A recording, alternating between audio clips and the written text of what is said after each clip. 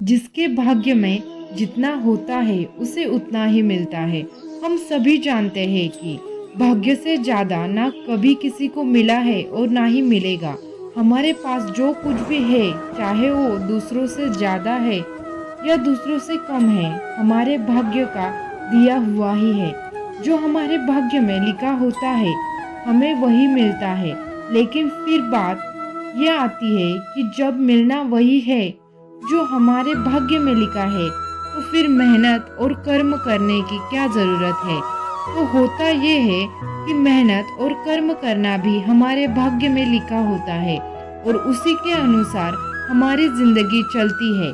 कुछ लोग बहुत मेहनत करते हैं और तब जाके उन्हें सफलता मिलती है, लेकिन कुछ होते हैं जो कम मेहनत करते हैं और उन्हें सफलता भी ज़्यादा मिलती है। ये सब भाग्य का ही खेल है।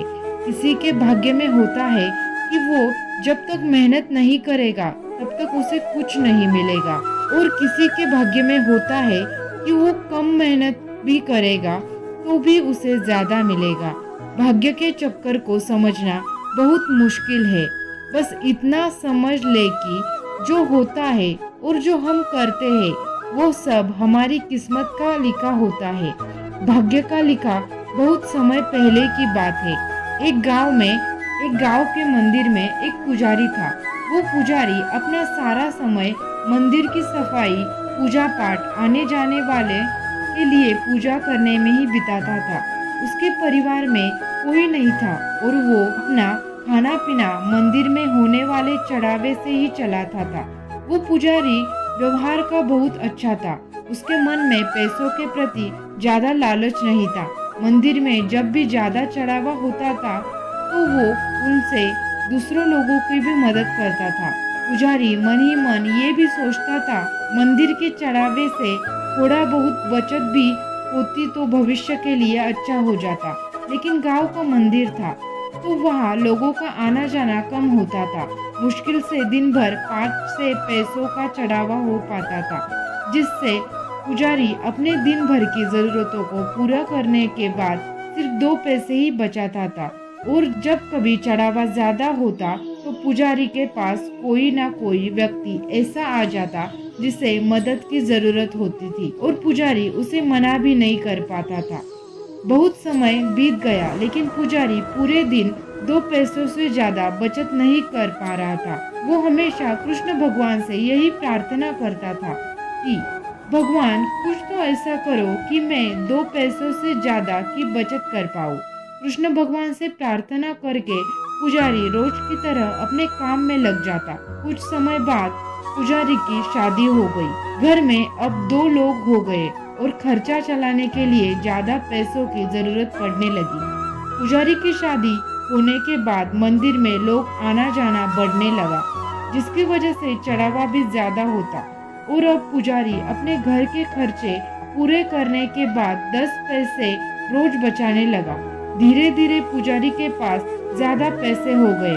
कुछ पैसों से उसने अपने घर की मरम्मत करी और कुछ पैसों को भविष्य के लिए बचा लिया। कुछ समय बाद पुजारी की संतान हुई और अब वो 2 से 3 हो गए। पुजारी की संतान होने के बाद अब पुजारी ने देखा कि वो अपनी दिन भर की जरूरतें पूरी करने के बाद 15 पैसे बचा लेता है। धीरे धीरे बच्चा बड़ा हुआ और स्कूल जाने लगा। अपनी बचत के पैसों से पुजारी अपने बच्चे की पढ़ाई का खर्चा चलाता था। जैसे जैसे बच्चे की उम्र बढ़ते गई और पढ़ाई का खर्चा बढ़ने लगा, वैसे वैसे ही मंदिर में चढ़ावा ज्यादा होता चला गया। ज्यादा लोग आने लगे और पुजारी के जीवन में पैसों की कमी नहीं हुई। अपनी जिंदगी को इस तरह बदलता देख पुजारी ने एक दिन कृष्ण भगवान से प्रार्थना करी और पूछा कि भगवान, मैं रोज के 2 पैसे बचाता था और बहुत कोशिश करने के बाद भी मैं कभी 2 पैसों से ज्यादा बचा नहीं पाया। लेकिन आज मैं सब खर्चे करके बाद भी 30 पैसे बचा लेता हूँ, जो कि मेरे और मेरे परिवार के लिए बहुत है। इस सब की वजह क्या है भगवान? क्या ये आपकी कृपा है या फिर मेरा भाग्य? ऐसा कहकर पुजारी अपने रोज के कामों में लग गया। रात हुई और जिस समय पुजारी गहरी नींद में था उस समय भगवान कृष्ण उसके सपनों में आए और बोले, भक्त, ना तुम्हारा भाग्य बदला है और ना ही मैंने कोई कृपा करी है। तुमने जिस दिन शादी करी और तुम्हारे घर जो स्त्री आई, उसके आने से तुम 10 पैसे बचाने लगे, जिससे 8 पैसे तुम्हारी पत्नी के भाग्य के थे, जिसकी वजह से तुम दोनों के पेट भर खाने पीने और बाकी ज़रूरतों की पूर्ति होने लगी। फिर तुम्हारी संतान हुई और उसके होने के बाद तुम 15 पैसे बचाने लगे, जिससे 5 पैसे तुम्हारी संतान के भाग्य के थे, और आज जो तुम 30 पैसे बचा रहे हो, उनमें से 15 पैसे तुम्हारे बच्चे की पढ़ाई और उसके बेहतर भविष्य के भाग्य के हैं। भक्त, तुम आज भी अपने भाग्य के सिर्फ 2 ही पैसे बचा रहे हो और आगे भी 2 ही बचा पाओगे। दोस्तों, इस कहानी से आप कई बातें समझे होंगे और साथ ही आप ये भी समझे होंगे कि किस तरह हमारे भाग्य का लिखा हमें मिलता है और साथ ही किस तरह दूसरों के भाग्य का लिखा भी हमारे द्वारा होते हुए दूसरों को मिलता है। आपने देखा होगा कि कई बार लोग पार्टनरशिप में किसी काम की शुरुआत करते हैं और धीरे धीरे वो काम बहुत चलने लगता है, और जब काम चलने लगता है, इनकम होने लगती है, तो वो लोग पार्टनरशिप तोड़ देते हैं और खुद का काम शुरू कर लेते हैं, और फिर वो जो काम शुरू करते हैं वो नहीं चलता और उन्हें नुकसान होने लगता है। इसका कारण भी भाग्य ही है। कई दफ़ा ऐसा होता है कि दूसरों के अच्छे भाग्य की वजह से हमारा भी अच्छा होने लगता है, लेकिन हम ये बात नहीं समझ पाते और ज़्यादातर लोग ऐसी बातों को मानते भी नहीं है।